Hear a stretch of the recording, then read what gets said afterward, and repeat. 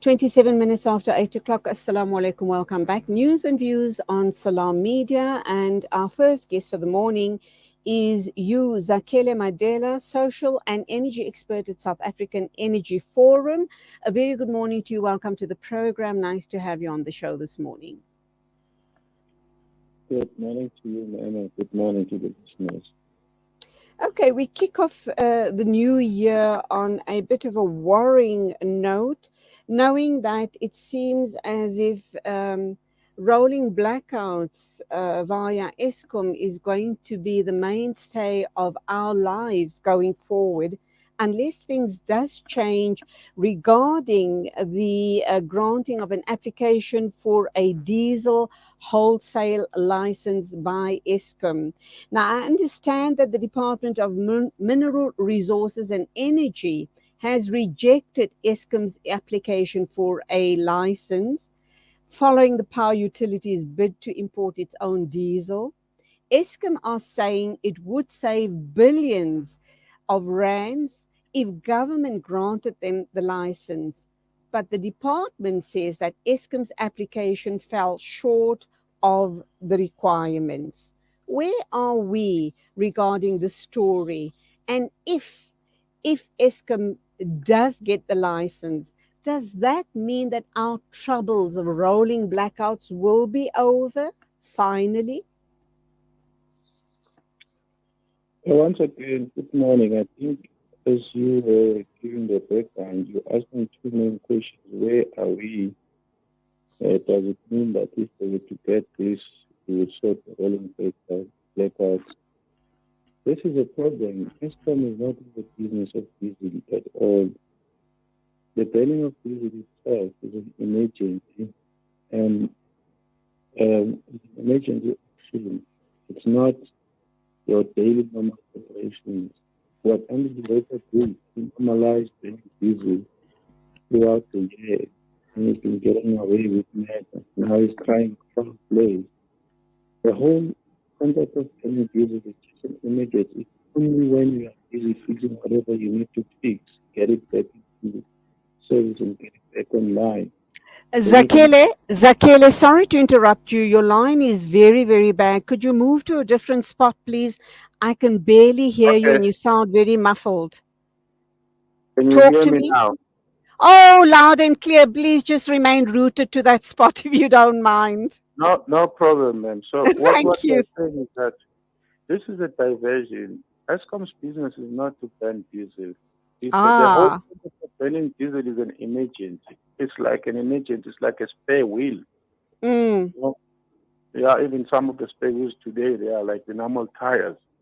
But the long and short of this is that this is a diversion. First of all, burning diesel, we have seen the numbers coming out of the financial statement that whichever way we look at it, it's always going to be costly, it's going to be expensive. In terms of where are we? And the rater is making fools out of us. The answer does not lie in having more money for diesel, in having more diesel. The answer lies on managing the coal assets. They have told them this repeatedly. Yes, the intervention of diesel elevates us from a situation where we could be having stage 8. We'll be back at stage 6 or stage 4. mm. We have been subjected to load shedding with the diesel. He just finished the budget. He was burning diesel. It's not as if there was no load shedding when he was burning diesel. So secondly, in terms of them getting the license, well, the department is very clear that they have not met the requirements of the infrastructure as well as the licensing. But critical to this, they were not forthcoming about that 6 rand per liter that they say they are going to save in terms of who pays those taxes. Because if it was going to be that simple for Eskom, think about the people who are running petroleum industry. They will Mm. also import and realize that saving of 6 rand. There's nobody overseas who says if I sell diesel to Eskom, it's 6 rand cheaper. If I sell it to the other retailers, it's not 6 rand cheaper. What Andy Beretta was doing, he was saying, can I do what we've been doing to hide the cost, the real cost of these emergency solutions? and push it back the throats of the consumers through the Department of Mineral Resources and Energy. Luckily, Mineral Resources and Energy, they are not asleep. They are asking him, but how are you going to realize the 6 rand per litre savings? Because there are taxes that you are shifting elsewhere. Okay, so Zakhela, let me ask you this question. Let's assume that the application is granted, that they hold that the diesel in reserve for in case of emergency, like you've just pointed out, and then carry on utilizing our coal reserves. But we also know that there's problems as far as the coal reserves are concerned. There's issues around sabotage with the coal supply. We've heard stories about rocks being mixed in with the coal reserves. And that's one of the reasons that the units and the systems shut down all the time, or most of the time, because it's not a high quality coal that is needed to run the power stations. That's one of the issues. The other issue is other forms of sabotage at the power stations. Do you agree with that narrative? I agree, but okay, the sabotage for the contractors who are giving contracts and they sabotage whatever the work that they do. I completely agree because that's criminality and that's sabotage. But the coal quality and the rocks and everything, unfortunately, this is a problem of the African National Congress as the government. They are the ones who decided to have their progress and partners in these coal companies. That is why they Mm, cannot. And there's nothing stopping Eskom have a direct contract with the mine, and the coal is lifted from the mine and it goes straight to Eskom, and there's no manipulation of the coal in the middle. But the ANC can't sort out that because they've been involved. Right now, under the director is saying, please allow me to procure diesel directly from overseas and bring it back to Eskom. So he realizes that he will cut a lot of middlemen along the way, and therefore there will be some incentive of some sort. Why is he not doing it with coal? Why is mm. Andy Director jumping into diesel? Why Andy Director is not saying these are the coal suppliers? Their job is to deliver the coal to Eskom. No more middlemen. It's them that started doing a lot of business with middlemen, the coal switching yards, the drivers, and all of that. There are just too many middlemen, whereas the Mm. contract is directly between the mine and Eskom, and that's what Andy Director needed to focus on. So the rot and the corruption runs really, really very deep. So let's look at this issue now. There's two very pertinent issues that need to be answered, and you are the social and energy expert at the South African Energy Forum, and I think you are best placed to deal with these type of questions. We know we have a problem with all of the middlemen, everybody getting a cut of the pie, people sabotaging the coal and other issues at the plants. Um, we are agreeing, you and I do agree, and possibly the rest of South Africa, that yes, the Department of Energy should grant the license so that we have sufficient diesel reserves should we have a problem going forward. But what about our coal reserves? Do we have sufficient coal reserves? What about the fact that we sold a whole lot of coal reserves to Germany very recently? And then where does that bring us into the equation as far as um, cleaner energy is concerned? Okay, Are we as let me open-minded?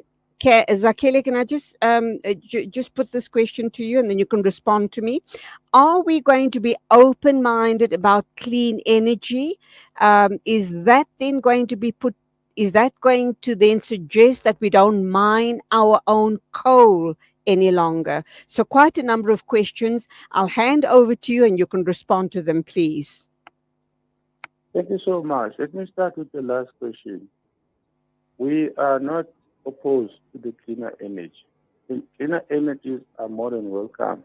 But cleaner energies, by their very own nature, they can only be up to 30% of the energy system. You can go to any other country in the world, you can't do more than 30%. It means if there is 100 people who need to get electricity, cleaner energies will only give 30 people. 70 people are going to need other alternatives, which is coal, nuclear, and others. This is why Germany had to come to South Africa, because clean energy can only do so much in the absence of the others. So let's accept we are not opposed to cleaner energies, but they can only go up to 30%. Currently, they are actually at about 11% or less. Mm. So there's Mm-hmm. still much room for cleaner energies to come to the party, and we welcome them, and they must come. Solar, wind, battery energy storage, all of them, they must come, but they will come to a point where they will reach a ceiling because by their very own nature, they can't do more than 30% of the total energy Mm. system. In terms of where we are with our coal going to Germany, remember the coal that is going to Germany is being shipped by private companies. There is a thing called Freedom Charter that says the mineral resources of this country belong to the South African. Every coal miner has got the mining rights and the mining license. What is underground is owned by government.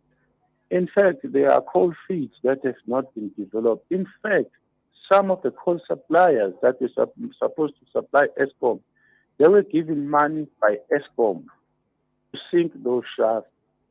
There is no coal crisis, none whatsoever. What is required is Eskom to exercise its power to say, I gave you the money, I gave you everything, you came with your expertise, please, you can't keep shipping more coal overseas, bring more coal to me. So we don't have a coal crisis at all. We have the leaders who can't find their voice to say, as much as coal is going overseas, how much of it is actually required by Eskom? That's the voice that we don't have. And that's the thing that Andy Director has been avoiding. And the first question that you asked, that we are in agreement that the Department of Mineral Resources and Energy must grant the diesel license. No, only those who don't know. I can tell you now, there's no engineer, there's no people who know this energy who's going to agree that Eskom should be given a license. Besides, they're not meeting the requirements and the infrastructure requirements. Eskom is not in the business of burning diesel. Burning diesel is expensive. If you want to see how burning diesel is expensive, have all of us having generators in our homes who go bankrupt. What this guy is saying is, he's saying, I've been trying to reduce the load shedding stage by burning diesel. No, the Department of Mineral Resources should not allow this. They've been giving him technical reasons, but more than that, they should stop Eskom getting involved in diesel and burning diesel and procurement of diesel. Eskom must do what other countries. There's no other country that is reliant on diesel, on burning diesel when they've got other resources. Germany is not burning diesel. England is not burning diesel. USA is not burning diesel. We can show these things. That's why Germany is here. Germany is here. It didn't go to buy the same diesel that Andy Director is buying. Germany went to Mozambique to get LNG. They came to South Africa to get coal. They didn't go to Europe. Europe is closer to them. Diesel is closer to Germany. Germany didn't go and buy diesel. What is Andy Director talking about? Okay, so then in cases of an emergency, you spoke about the diesel option being when we reach stage 8. What happens if, um, obviously, that license application has been declined? Um, God forbid, what if we do reach stage 8? What is our backup plan? What do you, as an energy expert, suggest our backup plan be? And how come your voice is not being heard by government experts like yourself, who make so much of common sense as far as these crises that we're in here in South Africa regarding electricity and energy? How come your voices are not being heard? Well, let me answer the first question, the last question. We won't be heard because we are telling the truth as it is. We are telling them, we're not just speculating, we are telling them what other people have been doing. The problem is the people who are in charge of the country have been benefiting from the bad situation that Eskom finds itself in. Every time Eskom was in a crisis, it was time for them to be the provider of the solution and benefit. We now have to undo those things. Let's give you an example. You're asking what's going to happen if we get to stage 8 load shedding. Let's put it this way. Germany should have been handed stage 8 or stage 10 load shedding. Let's spell it very slowly for the people. Germany, they quickly went and revived their coal plant. They went to sink their coal, their own shaft for a new mine in Germany. They went to look for LNG in Mozambique. They have built a liquefied natural gas terminal between beginning of last year and now. Liquefied natural gas from Mozambique, from Australia, from everywhere around the world is being offloaded. They have built it from March last year to now. It's operational. Here in this country, we've been having Transnet talking about building liquefied natural gas in Saldanha, in Port of Nuga, in Port Elizabeth, and in Richards Bay. The NGOs are opposing the government. The government is being taken into court. What stops Eskom, Transnet and Eskom to say, if you guys could come up with a liquefied natural gas terminal from March last year and it's operational now, why doesn't Transnet go to them and go for lessons learned and mix those contractors that have erected the liquefied natural gas in Germany with the contractors in South Africa and construct the liquefied natural gas in Richards Bay? But that has been in the procurement since last year. We attended a site briefing of this liquefied natural gas from Transnet in August last year. It has not been adjudicated. In Germany, they built it. In this country, you as Transnet, why are you delaying the construction of the liquefied natural gas? This is a country that we have. Absolutely. As you have suggested, there are too many too many people getting a cut of the pie. So there'll be a lot of stumbling blocks as regarding our energy crisis situation here in South Africa. If all of those issues that you've just unpacked now gets addressed, if there is political will, I don't hold up much hope for that, but if there should be political will, do you think that our problems would then be resolved? Our problems will be resolved. First of all, we need to change the mindset of the leaders, not only the political leaders, but the prominent leaders, even from those from the business sector. We need to stop taking our government to court. The NGOs are taking the government to court, and the government is entertaining them. The very same NGOs, they will not dare oppose the construction of the liquefied natural gas in Germany. In some countries that have been banned, they're not allowed to operate in China and India.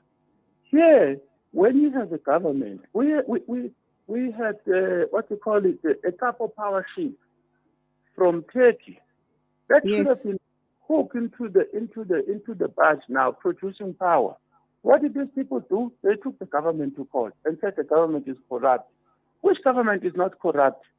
So to cut a long story short, to answer your question, the government must find its worth and start banning these NGOs because they're up to no good. They want to see the country being plunged into the drugs. They're not allowed in countries that, in the USA, they completely ignore these NGOs. It's only here that we are entertaining these people and they block everything that speaks to development. They say we mustn't ban fossil fuel.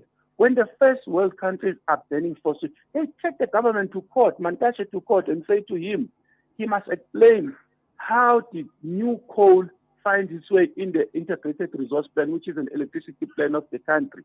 Can they go to Germany and say to them, you guys have been preaching renewables. We are taking you to court. You can't think of... No, Germany is banning coal as we speak. Because there's a rule of law in Germany.